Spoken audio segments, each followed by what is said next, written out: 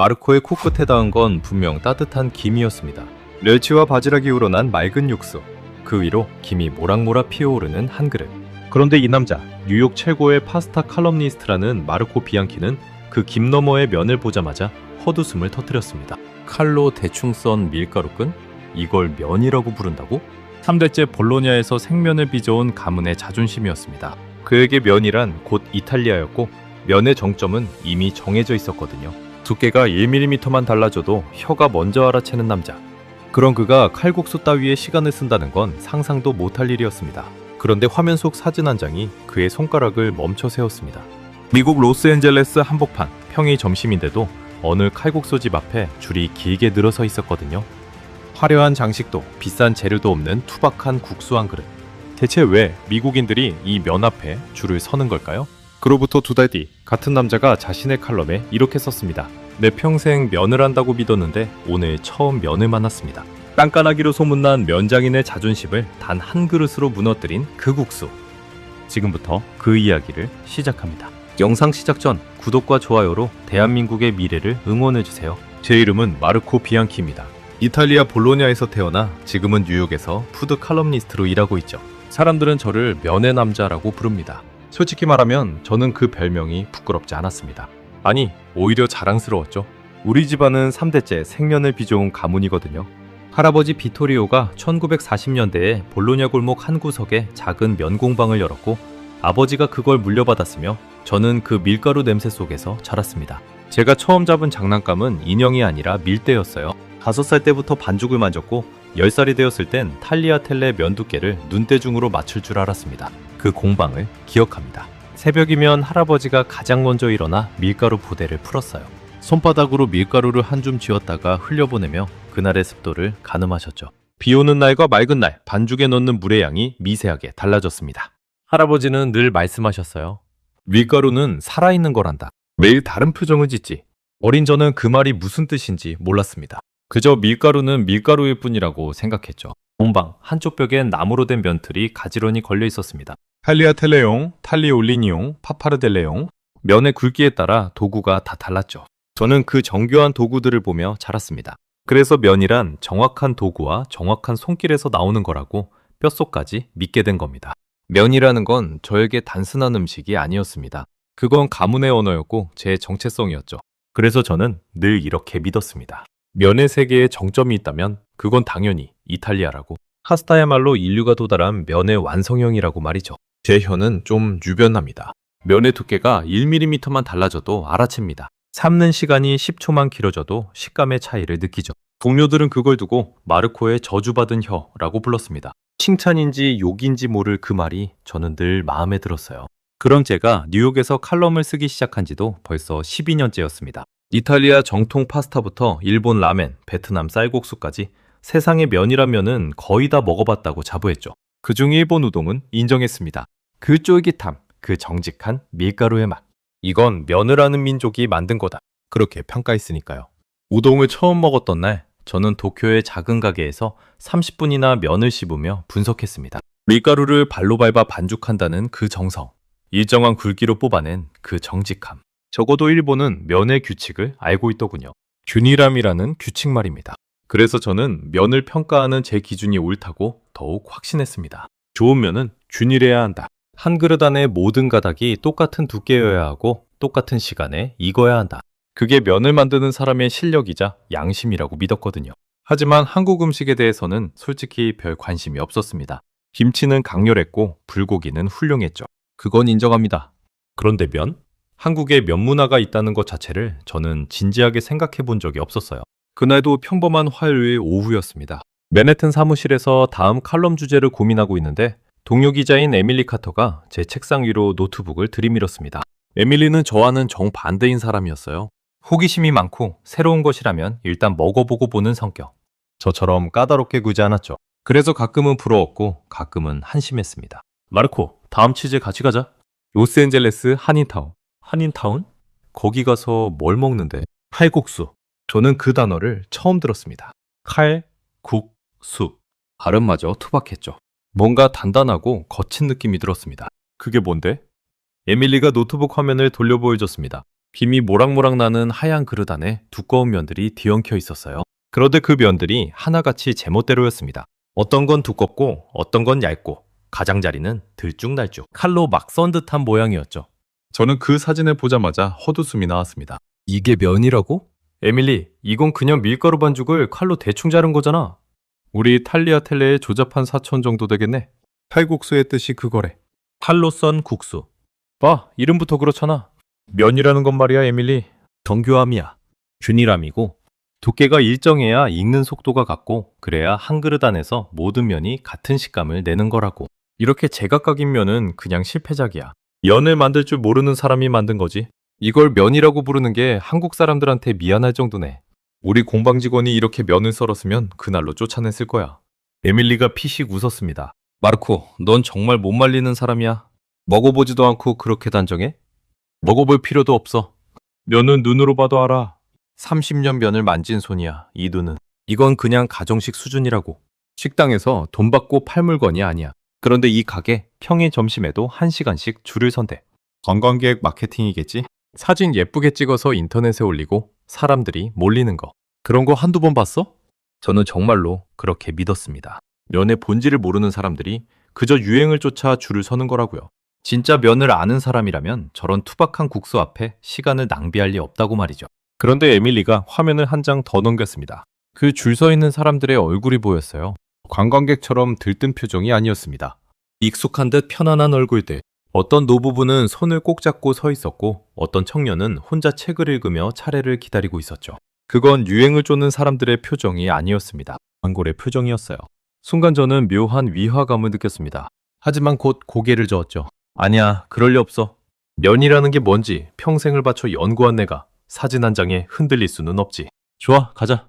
제 입에서 그 말이 나온 건 순전히 직업적 호기심 때문이었습니다. 기웃어주기 위해서였죠. 가서 한 입 먹어보고 역시 별것 아니었다고 칼럼에 시원하게 써버릴 작정이었거든요. 면을 모르는 미국인들에게 진짜 면이 뭔지 알려주겠다는 일종의 사명감 같은 것도 있었습니다. 그날 밤 저는 짐을 싸면서도 코웃음을 쳤습니다. 칼로 썬 국수라니. 제 할아버지가 들으셨다면 뭐라고 하셨을까요? 아마 이렇게 말씀하셨겠죠? 마르코, 면은 손이 아니라 마음으로 만드는 거란다. 그리고 그 마음은 정교함에서 나오는 거야. 저는 그 가르침을 평생 가슴에 새기고 살았습니다. 그래서 제각각인 그 면이 제 눈엔 마음이 없는 음식처럼 보였어요. 게으르고 대충이고 정성이 빠진 음식. 비행기에 오르기 전 저는 칼국수에 대해 잠깐 검색해봤습니다. 한국의 면 요리. 밀가루 반죽을 밀대로 밀어 칼로 썰어 끓인 국수. 멸치나 바지락으로 육수를 낸다고 적혀 있었죠. 사진 속 국수는 여전히 투박했고 면들은 여전히 제각각이었습니다. 저는 화면을 끄며 중얼거렸어요. 역시 별거 없네. 그런데 한 가지 정보가 눈에 걸렸습니다. 어떤 가게는 1960년대에 문을 열어 60년이 넘도록 같은 자리에서 영업 중이라는 거였죠. 60년.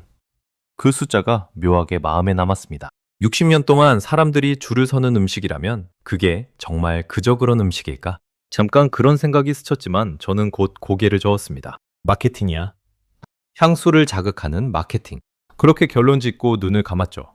비행기가 활주로를 박차고 오르는 순간 저는 작은 수첩을 꺼냈습니다. 칼럼의 첫 문장을 미리 적어두는 습관이 있었거든요. 저는 거기에 이렇게 썼습니다. 칼국수. 한국의 투박한 손칼국수. 일본 우동의 정교함에는 한참 못 미치는 시골 가정식의 연장선. 그러고는 만족스럽게 펜을 내려놓았죠. 이미 결론은 정해져 있었습니다. 가서 확인만 하면 되는 일이었어요. 창밖으로 구름이 흘러갔습니다. 저는 그 수첩의 문장을 다시 한번 읽으며 흐뭇해했습니다. 면을 모르는 미국인들에게 진짜 면을 아는 이탈리아 장인의 냉정한 평가를 들려주겠다. 그게 제 계획이었죠. 로스앤젤레스로 향하는 6시간의 비행. 그 끝에서 저를 기다리고 있던 건 제 평생의 자부심이 송두리째 흔들리는 경험이었습니다. 그리고 그 수첩에 적은 문장을 저는 2달 뒤 제 손으로 박박 지워버리게 됩니다. 로스앤젤레스 국제공항에 내린 건 다음날 오전 11시였습니다. 에밀리가 렌터카를 몰았고 저는 조수석에서 창밖을 내다봤죠. 야자수가 들어선 도로를 30분쯤 달리자 풍경이 바뀌기 시작했습니다. 한국어 간판들이 하나둘 보이더니 어느 순간 거리 전체가 한국어로 뒤덮였어요. 여기가 로스앤젤레스 한인타운, 코리아타운이었습니다. 미국 땅 한복판에 이렇게 거대한 한국이 있다는 게 신기했습니다. 약국도, 빵집도, 미용실도 간판이 모두 한국어였죠. 거리를 걷는 사람들 절반은 한국계로 보였지만 나머지 절반은 다양한 인종이었습니다. 백인, 흑인, 라틴계 사람들이 자연스럽게 한국 음식점을 드나들고 있었어요. 저는 차창에 머리를 기대고 그 풍경을 바라봤습니다. 이상하게 마음이 복잡했어요. 이탈리아 음식은 전 세계 어디에나 있죠. 뉴욕에도, 파리에도, 도쿄에도 피자와 파스타 가게가 넘쳐납니다. 저는 그게 당연하다고 생각했어요. 우리 음식이 위대하니까. 그런데 한국 음식이 미국 땅에서 이렇게 하나의 동네를 통째로 차지하고 있다는 건 솔직히 예상 밖이었습니다. 김치나 불고기 가게 몇 개가 아니라 거대한 한국 문화의 영토가 펼쳐져 있었으니까요. 에밀리가 운전하며 말했습니다. 여기 한인타운이 미국에서 제일 크대. 한국 사람들이 1960년대부터 이민 와서 만든 동네야. 저는 고개를 끄덕이면서도 그게 음식의 맛과 무슨 상관이냐고 속으로 되물었습니다. 동네가 크다고 면이 맛있어지는 건 아니니까요. 에밀리가 차를 세운 곳은 올림픽가의 한 골목이었습니다. 차에서 내리는 순간 저는 제 눈을 의심했습니다. 정오가 막 지난 평일이었습니다. 그런데 어느 작은 식당 앞에 사람들이 길게 줄을 서 있는 거예요. 사진에서 본 그 줄이었습니다. 그런데 사진보다 훨씬 길었죠. 가게 입구에서 시작된 줄이 건물 모퉁이를 돌아 옆 골목까지 이어지고 있었습니다. 어림잡아 40명, 아니 50명은 되어 보였어요. 저는 헛웃음이 나왔습니다. 진짜였구나. 하지만 동시에 콧방귀를 뀌었죠. 이게 바로 마케팅의 힘이라고 생각했거든요. 줄이 길면 길수록 사람들은 더 줄을 섭니다. 다들 줄을 서니까 뭔가 대단한 게 있을 거라고 착각하는 거죠. 군중 심리. 저는 그렇게 단정했습니다. 마르코, 봐. 진짜 줄 서잖아. 줄이 길다고 음식이 맛있다는 건 아니야, 에밀리. 이건 그냥 심리적 함정이야. 사람들은 빈 식당엔 안 들어가도 줄 선 식당엔 1시간을 기다려. 인간이 원래 그렇게 비합리적이거든. 저는 줄 끝에 서서 주변을 관찰했습니다. 그런데 이상한 점이 하나 있었어요. 줄 선 사람들이 들떠 보이지 않았습니다. 사진을 찍는 사람도 거의 없었죠. 다들 너무나 익숙한 표정으로 마치 단골 카페에 들어가듯 차분하게 차례를 기다리고 있었어요. 제 앞에선 백인 노인은 신문을 펼쳐 읽고 있었고 그 뒤에 라틴계 가족은 아이들과 조용히 이야기를 나누고 있었습니다. 이건 관광객의 줄이 아니었습니다. 이미 이 맛을 알고 그 맛을 위해 기꺼이 기다리는 사람들의 줄이었죠. 저는 그 사실을 인정하기 싫었습니다. 그래서 속으로 계속 우겼어요. 우연이야? 점심시간이라 그런 거야? 제 바로 앞에 선 백인 노인에게 저는 결국 말을 걸고 말았습니다. 호기심을 못 이겼거든요. 여기 자주 오세요? 노인은 신문에서 눈을 떼며 미소 지었습니다. 한 달에 2~3번은 와요. 15년째 다니고 있죠. 아내가 세상을 떠난 뒤로 여기 칼국수 한 그릇 먹는 게 낙이에요. 그러고는 다시 신문으로 돌아갔습니다. 저는 말문이 막혔습니다. 15년. 한 음식을 15년 동안 찾아오는 사람이라니. 그건 마케팅으로 만들 수 있는 게 아니었어요. 광고는 사람을 한번 끌어들일 순 있어도 15년을 붙잡아둘 순 없으니까요. 그제야 저는 가슴 한구석이 서늘해지는 걸 느꼈습니다. 어쩌면 내 예상이 틀릴지도 모른다는 아주 작은 불안이었죠. 하지만 저는 그 불안을 애써 눌렀습니다. 40분을 기다렸습니다.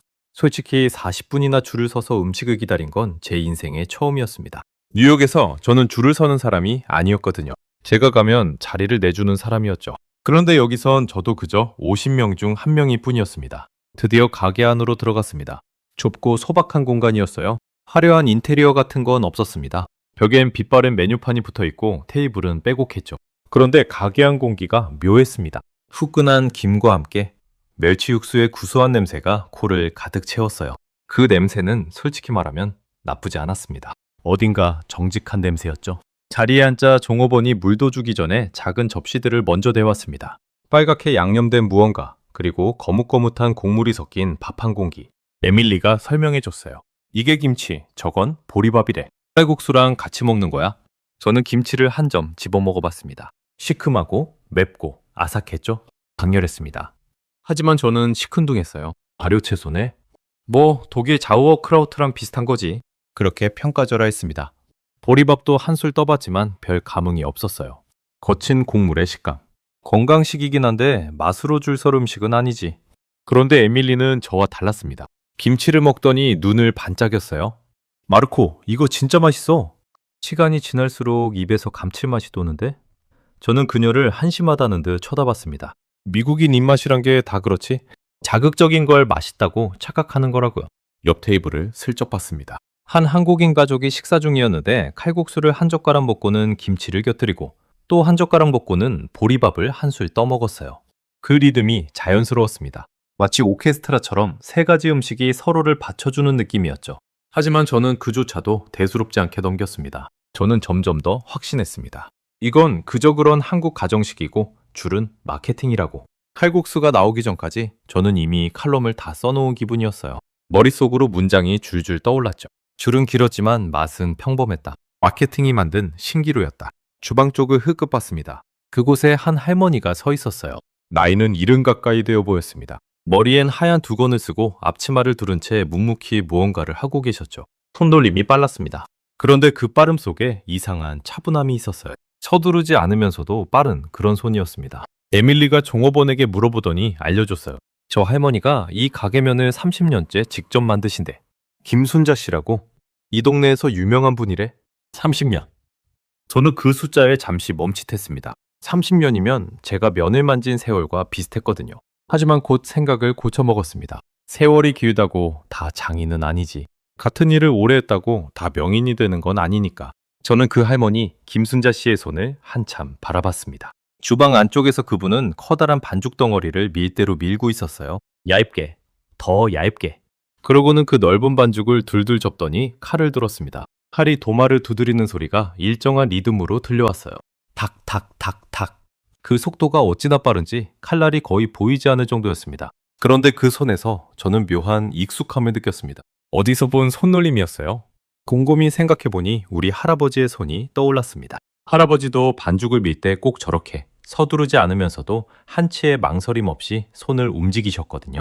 저는 황급히 그 생각을 지웠습니다. 말도 안 돼. 칼국수 따위를 우리 할아버지와 비교하다니. 그때 주방에서 그릇 하나가 우리 테이블로 왔습니다. 김이 펄펄 끓는 하얀 국물 위로 면들이 가득한 그릇. 드디어 칼국수였습니다. 저는 그릇을 내려다봤어요. 사진에서 본 그대로였습니다. 면들이 제각각이었죠. 어떤 가닥은 두껍고 어떤 가닥은 얇고 폭도 들쭉날쭉했습니다. 저는 속으로 코웃음을 쳤어요. 역시 균일함이라고는 찾아볼 수 없는 아마추어의 면. 김이 제 얼굴로 올라왔습니다. 그 김 속에서 멸치와 바지락이 우러난 맑은 냄새가 다시 코를 찔렀어요. 솔직히 그 냄새는 점점 더 좋아지고 있었습니다. 하지만 저는 인정하지 않았죠. 냄새가 좋다고 맛이 좋은 건 아니니까. 에밀리가 먼저 면을 한 젓가락 떠서 입에 넣었습니다. 그녀의 눈이 동그래졌어요. 마르코, 이거 너 빨리 먹어봐. 저는 젓가락을 들었습니다. 제 평생의 자존심을 걸고 이 면을 평가하겠다는 마음으로요. 어차피 결론은 정해져 있었습니다. 기우서줄 준비가 되어 있었죠. 저는 면을 한 가닥 집어들었습니다. 들쭉날쭉한 칼로 막 썬 그 면을요. 그리고 천천히 입으로 가져갔습니다. 그 한 젓가락이 제 인생을 둘로 가를 줄은 그 순간엔 정말 몰랐습니다. 면이 입술에 닿는 순간부터 뭔가 이상했습니다. 제 혀는 30년간 단련된 도구였어요. 면이 입에 들어오면 머릿속에 자동으로 분석이 시작됩니다. 두께, 탄성, 표면의 매끄러움, 씹는 저항감. 저는 그 모든 걸 0.5초 안에 판단할 수 있었죠. 그래서 이 칼국수면도 한 입의 끝장내 작정이었습니다. 그런데 씹는 순간 제 분석 회로가 멈춰버렸습니다. 면이 두꺼운 부분에서는 쫄깃하게 버티다가 얇은 부분에서는 부드럽게 풀어졌어요. 한 가닥 안에서 두 가지 식감이 동시에 느껴진 겁니다. 제가 평생 추구했던 균일함, 그 정반대였죠. 그런데 그게 이상하게 좋았습니다. 입안에서 면이 살아 움직이는 것 같았어요. 똑같은 식감의 반복이 아니라 한 입 한 입이 미세하게 다른 그런 변화무쌍함이었죠. 저는 멈칫했습니다. 젓가락을 든 손이 공중에서 멈춰버렸어요. 이건 말도 안 돼. 제 입에서 그 말이 저도 모르게 새어나왔습니다. 에밀리가 저를 쳐다봤죠. 저는 아무 말도 못했습니다. 다시 한 젓가락을 떠서 입에 넣었어요. 이번엔 더 천천히, 더 집중해서. 그리고 확실히 알았습니다.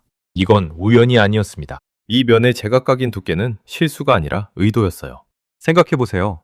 두꺼운 면과 얇은 면이 한 그릇에 섞여 있으면 입안에서 매번 다른 질감이 펼쳐집니다. 어떤 가닥은 쫄깃하고 어떤 가닥은 부드럽고 그 변화가 지루할 틈을 주지 않았어요. 균일한 면은 한 그릇을 다 먹을 때쯤이면 입이 지루해집니다. 그런데 이 면은 마지막 한 가닥까지 새로웠죠. 제가 평생 결함이라고 믿었던 그 불규칙함이 사실은 이 면의 가장 큰 매력이었던 겁니다. 그리고 또 한 가지 저를 놀라게 한 게 있었습니다. 면의 표면이었어요. 공장에서 뽑은 면이나 기계로 민 면은 표면이 매끄럽습니다. 미끈미끈하죠? 그런데 이 면은 표면이 살짝 거칠었어요. 칼로 썰면서 생긴 미세한 결이 있었던 겁니다. 그 거친 표면에 국물이 착착 달라붙었어요. 매끄러운 면은 국물이 주르륵 흘러내리지만 이 면은 국물을 머금었습니다. 그래서 면을 씹을 때마다 면과 국물이 한 몸처럼 입안에서 어우러졌죠. 저는 이게 우연인지 의도인지 알 수 없었습니다. 하지만 분명한 건 이 면을 만든 사람은 면의 표면이 거칠어야 국물이 잘 밴다는 걸 알고 있었다는 거예요. 그건 책으로 배울 수 있는 게 아닙니다. 수십 년간 면을 만지며 몸으로 터득한 지혜였죠. 손이 미세하게 떨리기 시작했습니다. 저는 그 떨림을 들키지 않으려고 젓가락을 꽉 쥐었어요. 그리고 국물을 한 숟가락 떠먹었습니다. 그 순간 제 마지막 방어선마저 무너졌어요. 국물은 맑았습니다. 일본 라멘처럼 진하고 기름진 국물이 아니라 투명에 가까운 맑은 국물. 처음엔 심심하다고 느꼈죠. 그런데 그 맑음 뒤에서 깊은 감칠맛이 천천히 밀려왔습니다. 멸치의 구수함, 바지락의 시원함, 그리고 무언가 형언할 수 없는 깊이. 자극적이지 않은데 자꾸만 한 숟가락 더 떠먹게 되는 맛이었어요. 저는 그 국물의 정체를 알고 싶어졌습니다. 종업원을 불러 물었죠. 이 국물 뭘로 만든 겁니까? 멸치하고 바지락이에요. 다시마도 조금 넣고요. 매일 새벽에 우려내요. 매일 새벽. 그 말이 제 가슴을 쿵 쳤습니다. 화학 조미료로 5분 만에 만드는 국물이 아니었어요. 작은 생선과 조개를 몇 시간씩 우려내 그 정수만 뽑아낸 국물이었죠. 단순해 보이는 이 맑은 국물 한 그릇에 얼마나 많은 시간과 정성이 들어갔을까요? 저는 이탈리아에서 브로도라는 맑은 육수를 만들주랍니다. 닭과 채소를 몇 시간씩 끓여 정수만 뽑아내는 이탈리아의 자존심이죠. 그런데 이 칼국수 국물은 우리 브로도와 결이 비슷하면서도 완전히 달랐습니다. 고기가 아니라 바다에서 온 맛이었어요. 멸치라는 작은 생선과 바지락이라는 조개. 그 보잘것없어 보이는 재료들이 이토록 깊고 우아한 국물을 만들어낸다는 게 믿기지 않았습니다. 한 가지 더 놀라운 건 이 국물이 면과 따로 노는 게 아니라는 점이었어요. 맑은 국물이 거친 면의 결에 스며들면서 면과 국물이 하나가 되었습니다. 면을 씹으면 국물 맛이 나고 국물을 마시면 면의 구수함이 느껴졌죠. 따로따로 훌륭한 게 아니라 함께일 때 완성되는 맛. 저는 그 조화에 소름이 돋았습니다. 저는 멍하니 그릇을 내려다봤습니다. 30분 전까지만 해도 비웃던 그 그릇을요.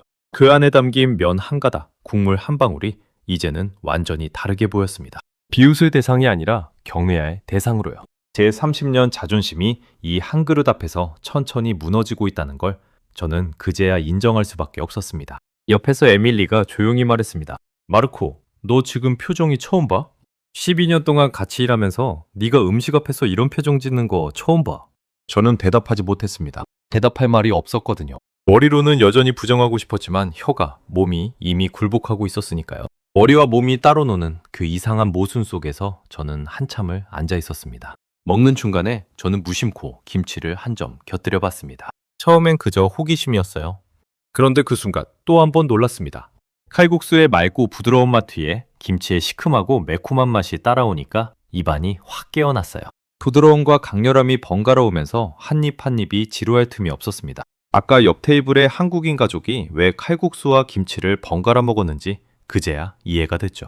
그건 습관이 아니라 수백 년에 걸쳐 완성된 한 끼의 공식이었던 겁니다. 저는 그릇을 비웠습니다. 국물 한 방울까지 남기지 않고요. 사실 그건 제 자존심에 어긋나는 일이었어요. 평론가는 음식을 다 먹지 않습니다. 분석하고 평가하고 일정 부분만 맛보죠. 그런데 저는 그날 평론가가 아니라 그냥 한 명의 손님처럼 그릇을 싹 비웠습니다. 빈 그릇을 보며 저는 제 자신에게 솔직해지기로 했습니다. 이건 맛있다. 아주 맛있다. 그것도 제가 평생 알고 믿었던 면의 규칙을 완전히 뒤집어버리는 방식으로요. 그날 밤 호텔로 돌아온 저는 잠을 이루지 못했습니다. 노트북을 켜고 칼국수에 대해 본격적으로 조사하기 시작했죠. 그리고 알게 된 사실들이 저를 더 깊은 충격에 빠뜨렸습니다. 칼국수는 새로 만들어진 음식이 아니었습니다. 무려 1670년경 한국의 한 여성이 쓴 요리책에 칼로 썬 면 요리가 기록되어 있었어요. 그 책의 이름은 음식디미방. 350년이 넘는 세월 동안 한국인들은 이 손칼국수를 만들어 먹어온 겁니다. 350년. 저는 그 숫자 앞에서 한참을 멍하니 있었습니다. 우리 가문의 공방은 80년 역사를 자랑했죠. 저는 그게 대단한 전통이라고 믿었습니다. 그런데 칼국수는 무려 350년이었어요. 우리 가문보다 4배가 넘는 세월을 이 투박한 면이 이어져 온 겁니다. 생각해보면 더 놀라운 일이었습니다. 음식 디미방을 쓴 사람은 장계양이라는 조선시대 여성이었어요. 지금으로부터 350여 년 전 한 여성이 자신이 평생 만들어온 음식의 비법을 글로 남긴 겁니다. 칼로 면을 써는 법, 국물을 내는 법, 그 모든 게 그 책에 담겨 있었죠. 그 시대 유럽에서는 아직 파스타가 지금의 형태로 정착되기도 전이었습니다.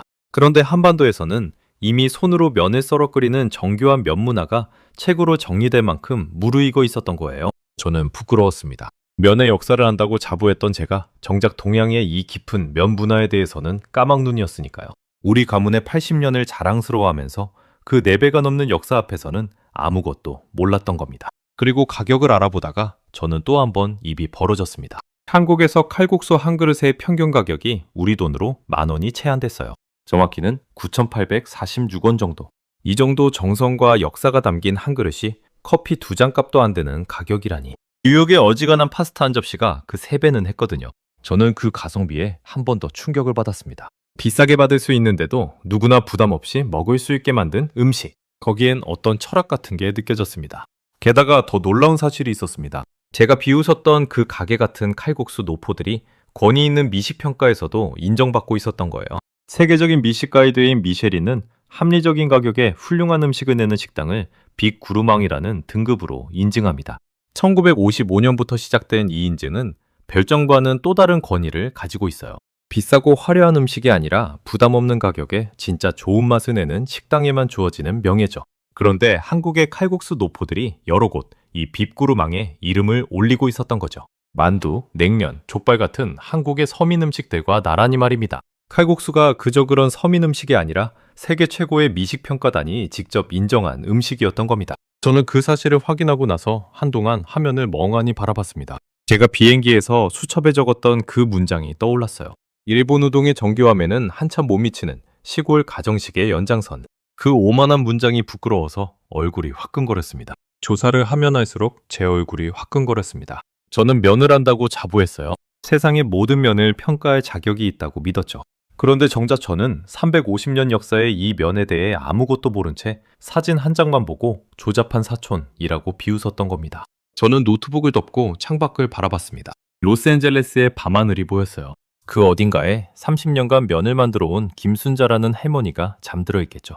내일 새벽이면 다시 일어나 밀가루를 반죽하고 칼을 들 그 손. 저는 그 손이 보고 싶어졌습니다. 그 면이 어떻게 만들어지는지 제 두 눈으로 직접 확인하고 싶었어요. 평론가의 호기심이 아니었습니다. 면을 만드는 사람으로서 같은 길을 걷는 동료로서의 그런 마음이었죠. 비록 그땐 그 감정의 정체를 정확히 알지 못했지만요.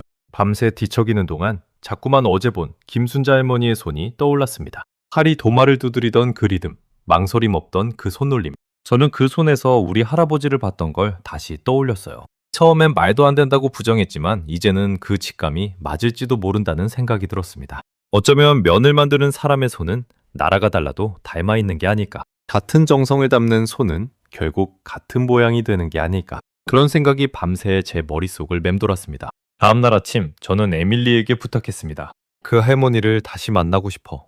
면 만드는 걸 직접 보고 싶어. 에밀리는 잠시 저를 빤히 쳐다보더니 빙긋 웃었습니다. 어제까지 비웃던 사람이 누구더라? 칼로 대충 썬 밀가루끈이라고 했던 그 사람 맞아? 저는 아무 말도 못했습니다. 그저 부끄러움에 고개를 숙였을 뿐이죠. 변명할 말이 한마디도 떠오르지 않았으니까요.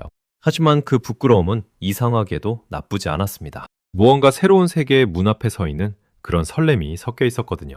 그렇게 저는 김순자 할머니의 반죽실로 향하게 됩니다. 그곳에서 제가 보게 될 것이 제 인생 전체를 뒤흔들 줄은 그땐 정말 상상도 못했습니다. 그날 칼국수 한 그릇에 무너진 뒤 저는 잠 못 이루는 밤을 보냈습니다.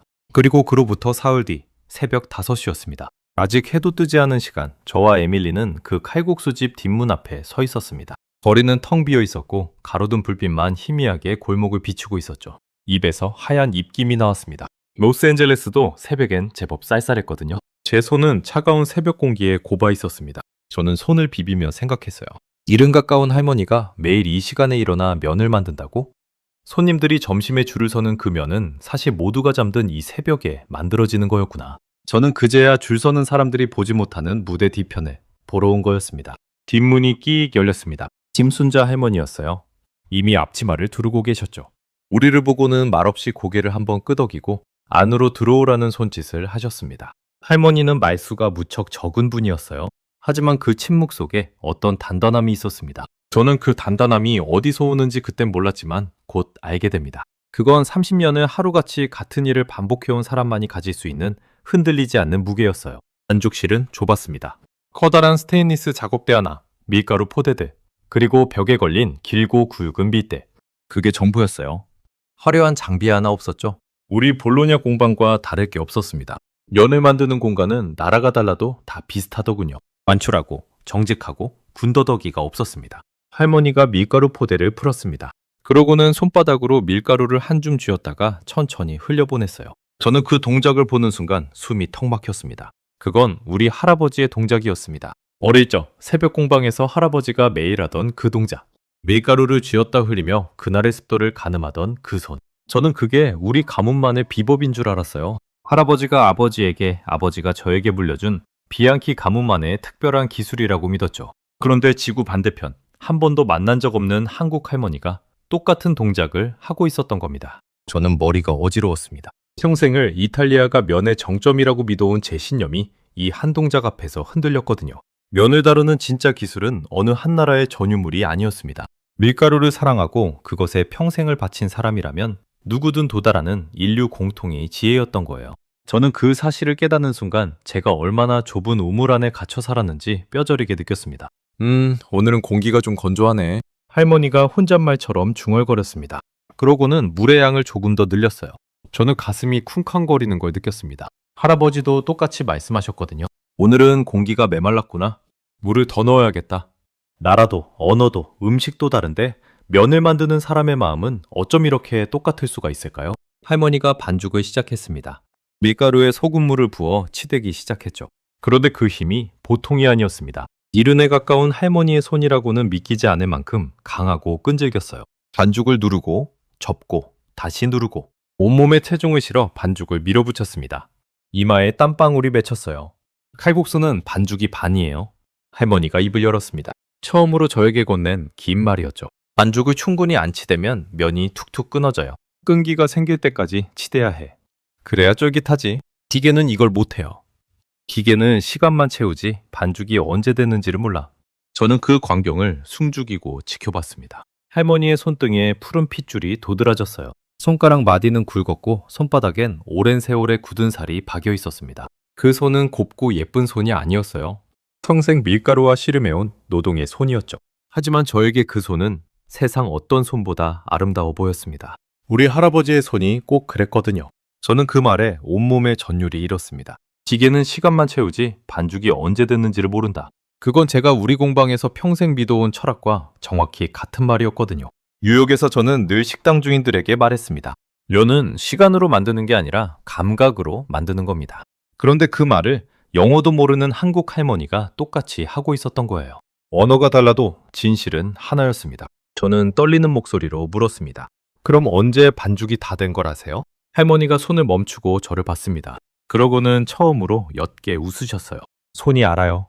반죽이 손에 안 달라붙고 매끈하게 떨어질 때, 누르면 천천히 다시 올라올 때, 그때가 됐을 때예요. 30년 만지니까 이제 눈 감고도 알아요. 손이 안다. 저는 그 말을 듣는 순간 눈시울이 뜨거워지는 걸 느꼈습니다. 우리 할아버지가 돌아가시기 전 제 손을 잡고 마지막으로 하신 말씀이 떠올랐거든요. 마르코, 머리로 만들려고 하지 마라. 손이 기억하게 해라. 손은 거짓말을 안 한단다. 저는 그 말을 30년간 가슴에 품고 살았습니다. 그런데 그 말을 지구 반대편 한국 할머니의 입에서 다시 듣게 될 줄이야. 저는 고개를 돌려 눈가를 훔쳤습니다. 에밀리가 눈치챘는지 조용히 제 어깨에 손을 올렸어요. 저는 아무 말도 할 수 없었습니다. 목구멍이 꽉 막혀서 숨 쉬는 것조차 힘들었으니까요. 반죽이 끝나자 할머니는 그걸 둥글게 뭉쳐 한참을 재워뒀습니다. 숙성이었어요. 우리 이탈리아에서도 생면 반죽을 숙성시킵니다. 면의 끈기를 살리기 위해서죠. 또 똑같았습니다. 면을 만드는 원리는 결국 동서양이 다르지 않았던 겁니다. 반죽이 숙성되기를 기다리는 동안 할머니가 조용히 자신의 이야기를 들려주셨습니다. 통역은 에밀리가 도와줬어요. 할머니는 젊은 시절 한국에서 미국으로 건너왔다고 했습니다. 말도 통하지 않는 낯선 땅에서 할 수 있는 일이라곤 음식을 만드는 것뿐이었다고요. 처음엔 작은 분식집에서 설거지부터 시작했답니다. 그러다 칼국수를 배웠고 30년 전 이 작은 가게를 열었다고 했어요. 처음엔 손님이 없었어요. 미국 사람들이 칼국수를 알았겠어요? 그래도 매일 새벽에 면을 뽑았어. 누가 오든 안 오든. 면은 정직하니까. 정성을 들이면 언젠가는 알아주더라고요. 저는 그 말에 가슴이 먹먹해졌습니다. 30년 전 텅 빈 가게에서 홀로 면을 볶던 한 이민자 여성. 그 외로운 새벽들이 쌓이고 쌓여 지금 점심마다 50명이 줄을 서는 가게가 된 거였어요. 화려한 마케팅이 아니라 30년의 정직한 새벽이 만든 줄이었던 겁니다. 숙성이 끝난 반죽을 할머니가 작업대에 올렸습니다. 그리고 벽에 걸린 그 긴 밀대를 들었죠. 본격적인 밀기가 시작됐습니다. 할머니는 밀대로 반죽을 밀고 펴고 돌리고 다시 밀었습니다. 반죽이 점점 넓어지면서 얇아졌어요. 그 속도가 빨랐지만 두께는 놀랍도록 일정했습니다. 저는 그 광경을 보며 다시 한번 충격을 받았어요. 손으로 미는데 마치 자로 잰 듯 두께가 고른 거예요. 30년 손의 감각이 아니면 불가능한 일이었습니다. 저는 옆에서 그 밀대질을 도와보겠다고 나섰습니다. 면을 만드는 사람으로서 가만히 보고만 있을 수 없었거든요. 그런데 막상 밀대를 잡아보니 제 마음대로 되지 않았습니다. 반죽이 한쪽으로 쏠리고 두께가 들쭉날쭉해졌어요. 30년 면을 만든 제 손인데도 말이죠. 할머니의 손이 30년간 만진 건 칼국수 반죽이었고 제 손이 만진 건 파스타 반죽이었습니다. 같은 밀가루라도 물의 비율이 다르고 치대는 방식이 달라서 반죽의 성질이 완전히 달랐던 거예요. 저는 그제야 이 면이 얼마나 깊은 기술의 산물인지 몸으로 깨달았습니다. 이렇게 얇게 밀어야 면이 부드러워요. 두꺼우면 텁텁하고. 할머니가 반죽을 들어 올려 보여줬습니다. 정말 종이처럼 얇았어요. 그 너머로 형광등 불빛이 비칠 정도였죠. 저는 그 얇음에 입을 다물 수 없었습니다. 기계로도 이렇게 균일하게 얇게 밀기는 쉽지 않거든요. 그리고 드디어 칼이 등장했습니다. 할머니는 얇게 민 반죽에 밀가루를 솔솔 뿌리고 그걸 둘둘 접었습니다. 그러고는 칼을 들었어요. 그 순간부터 저는 숨도 쉬지 못했습니다. 탁탁탁탁탁. 칼이 도마를 두드리는 소리가 일정한 리듬으로 울렸습니다. 그런데 그 칼질이 빨랐어요. 너무 빨라서 칼날이 보이지 않을 정도였죠. 그리고 썰려 나오는 면들이 균일하면서도 미묘하게 제각각이었습니다. 저는 그제야 깨달았습니다. 그 불규칙함의 정체를요. 할머니는 일부러 불규칙하게 써는 게 아니었습니다. 그렇다고 기계처럼 똑같이 써는 것도 아니었어요. 손으로 썰기 때문에 자연스럽게 미세한 차이가 생기는 거였죠. 그 미세한 차이가 바로 제가 첫날 느꼈던 그 변화무쌍한 식감의 비밀이었던 겁니다. 사람의 손이 만들어내는 기계는 절대 흉내낼 수 없는 그 생명력. 공장에서 면을 뽑으면 0초 만에 수천 가닥이 나옵니다. 모두 똑같은 두께, 똑같은 길이로요. 빠르고 효율적이죠. 그런데 그 면에는 표정이 없습니다. 반면 할머니의 면은 반죽부터 썰기까지 1시간 가까이 걸렸어요. 느리고 비효율적이죠. 하지만 그 1시간 동안 면에는 그날의 습도가 할머니의 손길이 30년의 감각이 스며들었습니다. 빠름이 항상 좋은 게 아니라는 걸 저는 그 칼질 앞에서 배웠습니다. 어떤 것은 느려야만 도달할 수 있는 경지가 있는 거였어요. 기계는 빠르죠. 근데 손은 그날의 밀가루를 느껴요. 할머니가 칼질을 멈추지 않은 채 말했습니다. 그 한마디가 제 가슴에 화살처럼 박혔습니다. 기계는 빠르다. 하지만 손은 그날의 밀가루를 느낀다. 저는 그 자리에 못 박힌 듯 서 있었습니다. 다리에 힘이 풀려서 작업대를 붙잡지 않으면 주저앉을 것 같았어요. 제 평생의 자존심면에 대한 제 모든 신념이 이 작은 반죽실에서 한꺼번에 무너지고 있었습니다. 아니, 무너진 게 아니었어요. 더 큰 무언가로 다시 태어나고 있었던 거죠. 저는 평생 면을 한다고 믿었습니다. 이탈리아 면이 면의 정점이라고 확신했죠. 그런데 이 새벽 한국 할머니의 손끝에서 저는 처음으로 진짜 면을 만난 겁니다. 국적이 중요한 게 아니었어요. 면을 향한 그 정성, 그 마음이 중요한 거였죠. 그리고 그 마음은 이탈리아에도 한국에도 똑같이 있었던 겁니다. 문득 제 자신이 부끄러워졌습니다. 저는 면의 정점은 이탈리아라는 좁은 생각에 갇혀 다른 나라의 면을 제대로 본 적이 없었어요. 일본 우동은 마지못해 인정했지만 그것도 결국 이탈리아 면과 비교해서 그나마 봐줄만 하다는 식이었죠. 그런 오만한 시선으로 저는 350년 역사의 칼국수를 사진 한 장만 보고 비웃었던 겁니다. 진짜 전문가라면 편견 없이 봐야 했는데 말이죠. 저는 면을 한다고 자부했지만 정작 면을 대하는 가장 기본적인 태도, 겸손을 잊고 있었던 겁니다. 그리고 한 가지 더 깨달았습니다. 칼국수가 위대한 건 비단 그 맛 때문만이 아니었어요. 이 면 한 그릇 뒤에는 30년을 새벽마다 면을 뽑은 한 사람의 인생이 있었습니다. 낯선 땅에서 버티고 정직하게 정성을 쌓아온 한 이민자의 삶. 그 삶이 면에 녹아 있었기에 사람들이 그 맛에 끌리는 거였습니다. 음식은 결국 그걸 만든 사람의 마음을 먹는 거니까요. 할머니가 다 썬 면을 들어 올려 밀가루를 털어내며 펼쳤습니다. 수백 가닥의 면이 폭포수처럼 쏟아져 내렸어요. 그 모습이 어찌나 아름답던지 저는 저도 모르게 입을 열었습니다. 이 면은 똑같은 게 하나도 없어. 그런데 그게 완벽해. 제 목소리는 떨리고 있었습니다. 할머니가 저를 돌아봤어요. 그러고는 아무 말 없이 다시 한번 옅게 웃으셨습니다. 그 미소가 30년 세월의 모든 자부심을 담고 있었습니다. 저는 그날 새벽 그 반죽실에서 깨달았습니다. 제가 비웃었던 칼국수의 그 투박함은 모자람이 아니었다는 거예요. 그건 사람의 손이 담긴 흔적이었고 350년을 이어온 정성의 증거였다는 걸 말입니다. 화려하지 않아서 무시당했던 이 면이 사실은 가장 정직하고 가장 깊은 면이었던 겁니다. 저는 그 면을 한 가닥 받아 손에 올려봤습니다. 아직 삶지 않은 생면이었어요. 손바닥 위에서 그 면은 부드럽게 휘었습니다. 살아있는 것처럼요. 제 손이 떨렸습니다. 30년간 수만 가닥의 파스타면을 만져왔지만 이렇게 한 가닥의 면 앞에서 마음이 흔들린 적은 처음이었어요. 창밖으로 동이 트기 시작했습니다. 새벽빛이 반죽실 안으로 스며들었어요. 그 빛 속에서 묵묵히 면을 써는 할머니의 뒷모습을 바라보며 저는 제 가슴 깊은 곳에서 무언가 뜨거운 것이 차오르는 걸 느꼈습니다. 그건 부끄러움이자 존경이자 그리고 깊은 감동이었습니다. 저는 이 새벽을, 이 반죽실을, 그리고 김순자라는 이름을 평생 잊지 못할 거라는 걸 그 순간 분명히 알았습니다. 새벽 반죽실에서의 그 충격이 채 가시기도 전 에밀리가 또 한 사람을 소개해주겠다고 했습니다. 김순자 할머니가 칼국수의 과거와 현재를 보여줬다면 이번엔 칼국수의 미래를 보여줄 사람이라고 했죠. 그날 저녁 우리는 한인타운에서 차로 조금 떨어진 거리에 있는 한 모던한 분위기의 레스토랑을 찾았습니다. 김순자 할머니의 가게와는 분위기가 완전히 달랐어요. 세련된 조명, 깔끔한 인테리어, 젊은 손님들로 가득했죠. 그곳의 주인이자 셰프가 데이비드 류였습니다. 데이비드는 한국계 미국인 2세였어요. 부모님은 한국에서 이민 오셨지만 그는 미국에서 태어나고 자랐죠. 30대 중반쯤 되어 보이는 그는 밝고 에너지가 넘치는 사람이었습니다. 그의 레스토랑은 흥미로운 곳이었어요. 한쪽 벽엔 한국의 전통 옹기들이 전시되어 있었고 다른 쪽엔 현대적인 미술 작품이 걸려 있었죠. 전통과 현대가 한 공간에 공존하고 있었습니다. 손님들도 다양했어요. 젊은 미국인 커플, 한국계 가족, 그리고 정장을 입은 사업가들. 칼국수가 한인타운의 노포에서만이 아니라 이런 세련된 공간에서도 사랑받고 있다는 게 신기했습니다. 김순자 할머니의 가게가 칼국수의 뿌리라면 이곳은 칼국수가 뻗어나갈 가지 같았어요. 비앙키 씨, 만나서 반갑습니다. 당신 칼럼 즐겨 읽었어요? 연에 대해서는 세상에서 제일 까다로운 분이라고 들었는데요. 저는 그 말에 멋쩍게 웃을 수밖에 없었습니다. 며칠 전까지의 저였다면 그 말에 우쭐했겠죠. 하지만 이제는 그 까다로움이 부끄러웠습니다. 그 까다로움이 며칠 사이에 많이 무너졌습니다. 데이비드가 흥미롭다는 듯 눈을 반짝였어요. 그러고는 저를 주방 쪽 테이블로 안내했습니다. 제가 오늘 보여드릴 건 좀 특별한 칼국수예요.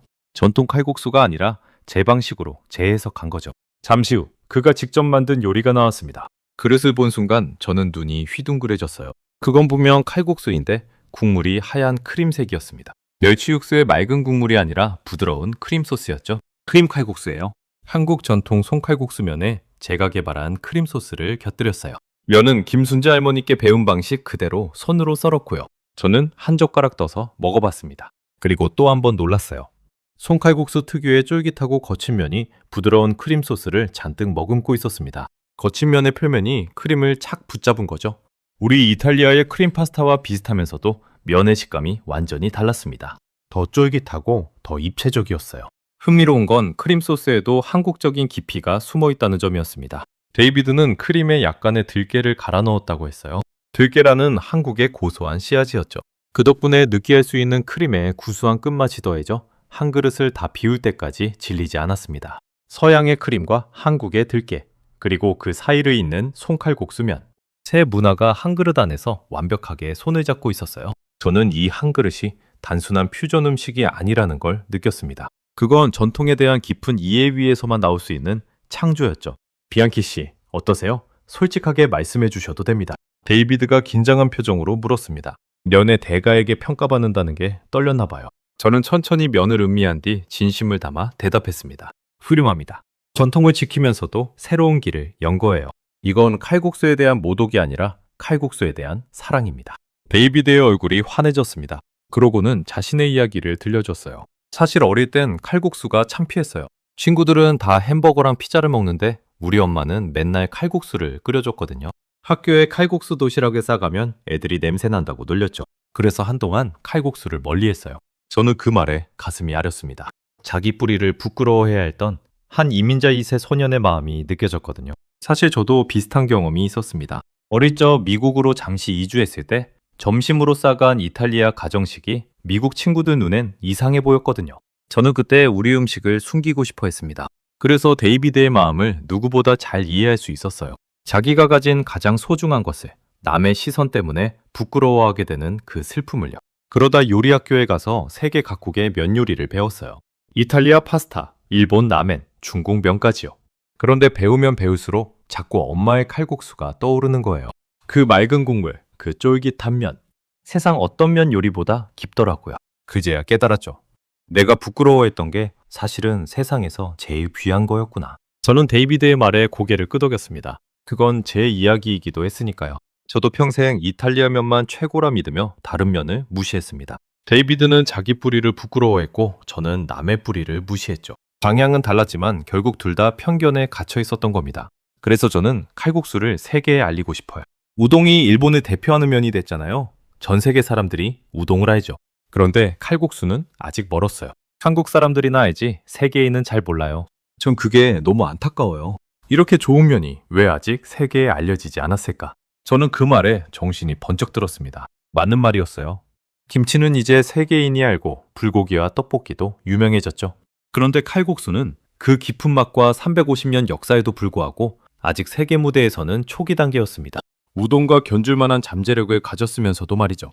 저는 일본 우동이 어떻게 세계로 퍼졌는지 잘 알고 있었습니다. 일본은 자기 음식을 알리는데 정말 능했어요. 우동, 라멘, 스시. 일본 정부와 기업들이 수십 년간 공들여 세계에 일본 음식을 각인시켰죠. 그 결과 이제 뉴욕 길거리에서도 우동집을 쉽게 찾을 수 있습니다. 그런데 칼국수는요? 미국에서 칼국수를 제대로 맛보려면 한인타운까지 찾아와야 했습니다. 세계인 대부분은 칼국수라는 이름조차 들어본 적이 없었죠. 저는 그게 너무나 아쉬웠습니다. 우동보다 못해서가 아니었어요. 오히려 그 반대였죠. 제가 직접 먹어보고 새벽 반죽실에서 그 정성을 두 눈으로 확인한 칼국수는 우동에 결코 뒤지지 않았습니다.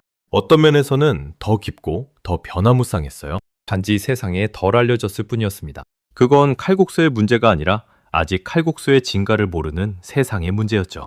저는 문득 제가 할 수 있는 일이 있다는 걸 깨달았습니다. 저는 면에 대해 세계에서 가장 권위 있는 칼럼니스트 중 한 명이었으니까요. 제 글 한 편이면 수백만 명의 미식가들에게 칼국수를 알릴 수 있었습니다. 저는 데이비드의 손을 잡았습니다. 데이비드, 제가 돕겠습니다. 제가 이 칼국수를 세계에 알리겠어요. 며칠 전까지 이 면을 비웃었던 제가 말입니다. 그게 제 속죄이자 동시에 제 사명이 될 것 같습니다. 데이비드의 눈가가 촉촉해졌습니다. 그는 제 손을 꼭 마주 잡았어요. 비앙키 씨, 고맙습니다. 사실 저는 늘 외로웠어요. 칼국수가 이렇게 좋은데 왜 세상은 몰라줄까? 혼자 그 답답함을 안고 있었거든요. 그런데 당신 같은 분이 함께 해주신다니 이제 외롭지 않을 것 같아요.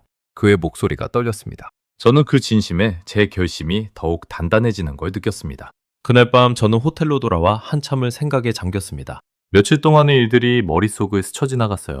사진을 보며 코웃음 쳤던 첫날, 주를 의심했던 그 식당, 첫 한 젓가락의 충격, 새벽 반죽실의 감동, 그리고 데이비드의 크림 칼국수까지. 저는 제 인생에서 가장 큰 교훈을 얻었다는 걸 알았습니다. 그건 면에 대한 교훈이 아니었어요. 사람과 세상에 대한 교훈이었죠. 화려한 건 쉽게 눈에 띕니다. 사람들의 박수를 받기도 쉽죠. 하지만 그 화려함은 쉽게 잊혀집니다. 반면 칼국수처럼 투박하고 정직한 것은 처음엔 무시당해도 결국 350년을 이어집니다. 진짜 좋은 것은 시끄럽게 자기를 알리지 않아도 묵묵히 줄을 세우는 거였어요. 생각해보면 제가 그동안 칼럼에서 칭찬했던 수많은 화려한 음식들이 떠올랐습니다. 금가루를 뿌린 파스타, 값비싼 송로버섯을 올린 요리들. 사진은 화려했고 가격은 비쌌죠. 그런데 그중 몇이나 350년을 갈 수 있을까요? 몇이나 평일 점심에 50명을 줄 세울 수 있을까요? 저는 그동안 껍데기의 화려함에 속아 진짜 알맹이를 보지 못했던 겁니다. 면을 안다고 자부했지만 정작 음식의 본질은 보지 못했던 거예요.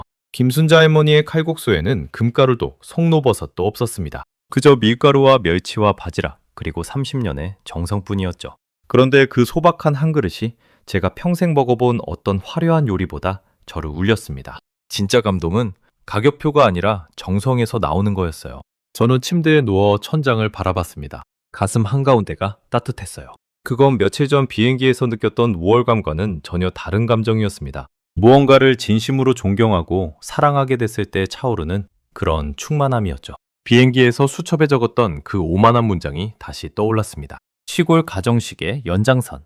저는 그 문장을 떠올리며 쓴웃음을 지었어요. 그때의 저와 지금의 저는 완전히 다른 사람이 되어 있었습니다. 단 며칠 만에요. 음식 하나가 한 사람의 평생 신념을 이렇게 바꿔놓을 수 있다는 게 저는 아직도 믿기지 않았습니다. 하지만 그 변화는 분명 진짜였어요. 제 혀가, 제 손이, 제 가슴이 모두 증언하고 있었으니까요. 그리고 저는 결심했습니다. 뉴욕으로 돌아가면 제가 쓸 수 있는 가장 진심 어린 글로 칼국수를 세상에 알리겠다고요. 비앙키 가문 3대의 자존심을 걸고서요. 아니 이제 그건 자존심이 아니라 한 면을 향한 진실한 존경심이었습니다. 다음날 저는 떠나기 전 마지막으로 김순자 할머니의 가게에 들렀습니다. 할머니께 작별 인사를 드리고 싶었거든요. 그리고 그 자리에서 저는 제 인생을 영원히 바꿀 한마디를 할머니께 직접 전하게 됩니다. 김순자 할머니는 그날도 주방에서 면을 만들고 계셨습니다. 저는 그 앞에 서서 한참을 머뭇거렸어요.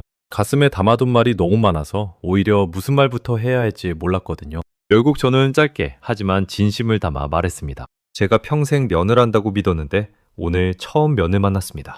고맙습니다. 할머니는 잠시 손을 멈추고 저를 바라보셨어요. 그러고는 늘 그렇듯 말없이 옅게 웃으셨습니다. 맛있게 드셨으면 됐어요. 짧은 그 한마디가 100마디 말보다 따뜻하고 깊었어요. 저는 고개를 깊이 숙여 인사했습니다. 한 사람의 장인이 다른 한 사람의 장인에게 보내는 최고의 존경이었죠. 뉴욕으로 돌아온 저는 곧바로 칼럼을 쓰기 시작했습니다. 평소 같으면 하루면 끝낼 글을 저는 일주일이나 붙잡고 있었어요. 단어 하나하나에 진심을 담고 싶었거든요. 그리고 마침내 그 칼럼이 세상에 나갔습니다. 제목은 이렇게 달았습니다. 내가 무릎 꿇으면 칼국수. 저는 칼럼에 솔직하게 적었습니다. 제가 처음에 얼마나 오만했는지 사진 한 장만 보고 어떻게 비웃었는지 그리고 첫 한 젓가락에 어떻게 무너졌는지 새벽 반죽실에서 무엇을 보았는지 350년의 역사와 한 이민자 할머니의 30년 정성을요. 칼국수가 일본 우동에 견줄 만한 아니 그 이상의 잠재력을 가진 면이라는 것도 분명히 밝혔습니다. 반응은 폭발적이었습니다. 그 까다롭기로 소문난 마르코 비앙키가 한국의 면 앞에 무릎을 꿇었다는 사실에 사람들이 놀란 거죠. 칼럼은 빠르게 퍼져나갔습니다. 댓글이 수천 개씩 달렸어요. 비앙키가 칭찬하는 음식이라면 꼭 먹어봐야겠다는 사람들, 칼국수가 뭔지 처음 알았다는 사람들, 그중엔 이런 댓글도 있었습니다. 이탈리아 면장인이 인정한 한국면이라니, 직접 먹어보고 왔는데 정말 인생면이었다. 수많은 미식가들이 칼국수를 찾기 시작했어요. 김순자 할머니의 가게 앞줄은 이전보다 더 길어졌습니다. 데이비드의 레스토랑도 예약이 밀려들었죠.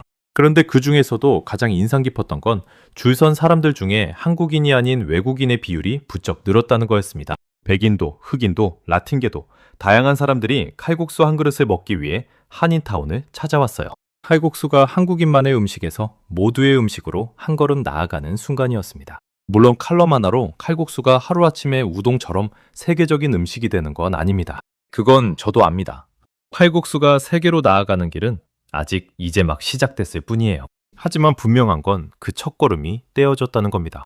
그리고 저는 그 첫걸음에 작은 보탬이 되었다는 게 무엇보다 자랑스러웠습니다. 칼럼이 나가고 몇 달 뒤 저는 데이비드로부터 연락을 받았습니다. 그의 크림 칼국수가 미국 음식 잡지에 소개되었고 칼국수를 배우고 싶다는 젊은 셰프들의 문의가 줄을 잇는다는 소식이었어요. 칼국수가 한인타운의 작은 노포를 넘어 미국 요리계로 조금씩 스며들고 있었던 겁니다. 저는 그 소식에 제일처럼 기뻤습니다. 그로부터 반년이 흘렀습니다. 어느 늦은 밤 저는 볼로냐의 우리 가문 공방에 혼자 서 있었습니다. 잠이 오지 않던 어느 밤 문득 그곳이 사무치게 그리워 찾아갔던 거예요. 할아버지와 아버지의 손길이 밴 그 오래된 공방. 밀가루 냄새가 여전히 배어있는 그곳에서 저는 무언가를 만들어보고 싶어졌습니다. 저는 밀가루를 꺼냈습니다. 그리고 한중 쥐었다가 천천히 흘려보냈어요. 그날 공기의 습도를 가늠하면서요. 할아버지가 그리고 김순자 할머니가 했던 그 동작 그대로요. 저는 소금물을 넣고 반죽을 치대기 시작했습니다. 끈기가 생길 때까지, 손이 됐다고 말할 때까지요. 그렇습니다. 저는 그날 우리 가문의 파스타가 아니라 한국의 칼국수를 만들고 있었던 겁니다. 반죽을 숙성시키고 밀대로 얇게 미고 밀가루를 뿌려 접은 뒤 칼을 들었습니다. 탁탁탁. 제 칼질은 김순자 할머니처럼 빠르지도 능숙하지도 않았어요. 면들은 정말 제각각이었고 어떤 건 너무 두껍고 어떤 건 너무 얇았죠. 30년 면을 만든 제 손인데도 칼국수 앞에서는 영락없는 초보였습니다. 하지만 저는 웃고 있었습니다. 그 서툰 면을 끓는 멸치 육수에 넣으면서 저는 진심으로 행복했어요. 잘 만들어서가 아니었습니다. 제가 한때 비웃었던 그 면을 이제는 제 손으로 정성껏 만들고 있다는 사실 자체가 저를 벅차게 했거든요. 완성된 칼국수 한 그릇을 저는 공방의 낡은 작업대 위에 올려놓았습니다. 김은 모락모락 피어올랐고 멸치 육수의 구수한 냄새가 공방을 가득 채웠어요. 이탈리아 볼로냐의 한 오래된 명공방에 한국 칼국수 냄새가 퍼진 겁니다. 저는 그 풍경이 어쩐지 뭉클했습니다. 80년 역사의 우리 공방과 350년 역사의 칼국수가 이 작은 그릇 안에서 만난 셈이니까요. 연을 사랑하는 두 가문의 마음이 국경을 넘어 하나로 이어진 듯한 기분이었습니다. 할아버지가 살아계셨다면 뭐라고 하셨을까요? 아마 이 칼국수를 한 젓가락 드시고는 조용히 고개를 끄덕이셨을 것 같습니다. 한 젓가락을 떠서 입에 넣었습니다. 제가 만든 면은 김순자 할머니의 면에 한참 못 미쳤어요. 당연하죠. 30년 내공을 어떻게 따라가겠어요? 하지만 그 안에는 제 진심이 담겨 있었습니다. 그리고 저는 알았어요. 면이라는 건 결국 잘 만들고 못 만들고를 떠나 그 안에 담긴 마음이 전부라는 걸요. 저는 그 한 그릇을 천천히 비우며 지난 몇 달을 돌아봤습니다. 비행기에서 코웃음 치던 오만한 푸드 칼럼니스트는 이제 없었습니다. 그 자리에는 한 그릇의 칼국수 앞에서 겸손을 배운 한 사람이 앉아 있었죠. 진짜 위대한 것은 화려하게 빛나지 않습니다. 칼국수처럼 투박하고 정직하게 묵묵히 자기 자리를 지킬 뿐이죠. 그리고 그 묵묵함이 350년을 이어오고 국경을 넘어 한 이탈리아 장인의 마음까지 움직였습니다. 그래서 어쩌면 진짜 강한 것은 소리치지 않는 것인지도 모르겠습니다. 저는 빈 그릇을 바라보며 김순자 할머니의 그 미소를 떠올렸습니다. 그리고 조용히 다짐했어요. 언젠가 다시 그 반죽실을 찾아가 이번엔 제대로 칼국수 만드는 법을 배우겠다고요. 그땐 학생의 마음으로 가장 겸손하게 말입니다. 화려한 마케팅도 비싼 재료도 없이 오직 손맛 하나로 350년을 이어오고 바다 건너 미국 땅에까지 사람들을 줄 세운 음식. 칼국수가 우동처럼, 아니 그 이상으로 세계인의 식탁에 오를 그날을 저는 진심으로 응원합니다.